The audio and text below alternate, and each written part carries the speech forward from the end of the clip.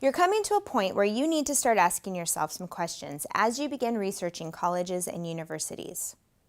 One we plan to cover in great depth in a later module, because it is so important, is financing your education. But because it is one of the things you need to consider as you research colleges and universities, we want to touch on it here as well. You may have concerns about how you're going to finance your education.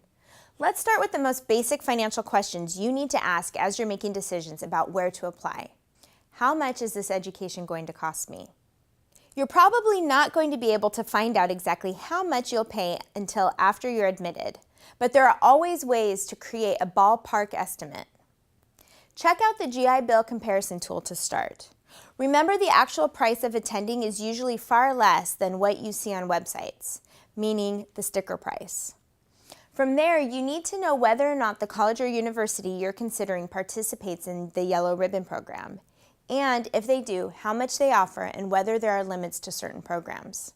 There's more information on the Yellow Ribbon program on the VA website, but to summarize, the Yellow Ribbon program provides matching funds which are paid by colleges and universities and the VA that go towards your education expenses above and beyond what is covered by your GI Bill benefits.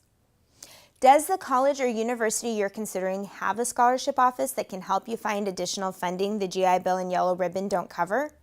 You need to find as much free money as you can, and an office like this on campus can help you navigate where to find it. Check in with the financial aid office on the campus too. Where is the veteran certifying official located? This is the individual who completes all the paperwork necessary to certify your enrollment or changes to enrollment. They should become your best friend. Get their contact information as you may have questions as you continue this journey. The second group of questions you want to ask yourself as you are researching colleges and universities are more veteran-specific. Before we talk about veteran-specific services, you need to decide how important it is for you personally to have such services available to you on campus. Remember that each college or university will set up the services in a way that works for their campus culture, and you may have preferences of your own. You may feel you want to integrate fully into the student population and don't find a need for veteran support services. Or you may think you should have those types of services available as well as a strong support system when you first arrive on campus.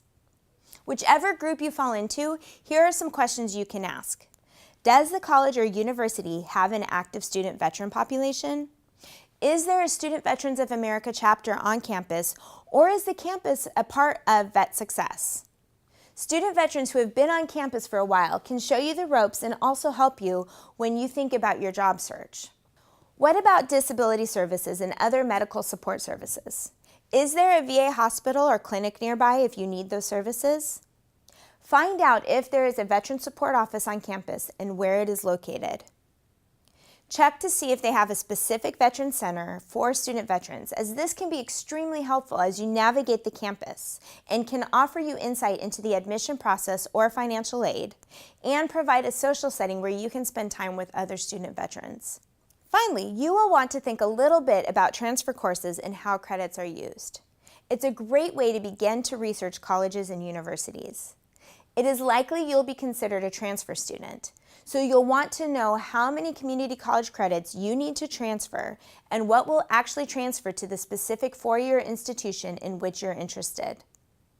While the actual process of getting credit is determined by the registrar of the college or university after you're admitted, most can give you a general sense of what should be transferred. Check to see if your particular choices have specific guidance. For example, if you're considering a California State University or University of California campus and are transferring from the California Community College system, there are resources online to help you determine which courses you need to take that will be accepted for transfer. Many colleges and universities have articulation agreements that can help guide you to the right path to a college or university. Talk to the admissions office at a particular college or university and see if they can help. Remember that transfer students may face easier acceptance than those without prior college. As a transfer student, please keep in mind the following. Each college or university has its own policies regarding time limits of courses that can be transferred. Most will accept credits for general courses that are not specific to the student's major. And as we've mentioned before, most will not accept coursework from institutions of higher learnings without accreditation. You will also want to determine if the college or university will accept credit for prior military service. In the end, that may not matter a whole lot to you, but it is good to know. If you decide you're going to community college first, always a good choice, make sure you investigate honors courses. Taking classes in a classroom setting is going to serve you better than those taken online. You will just have more options. While online courses may not be accepted to your college or university of choice, don't feel like those credits are worthless, as many admissions committees use those courses as a marker of academic readiness.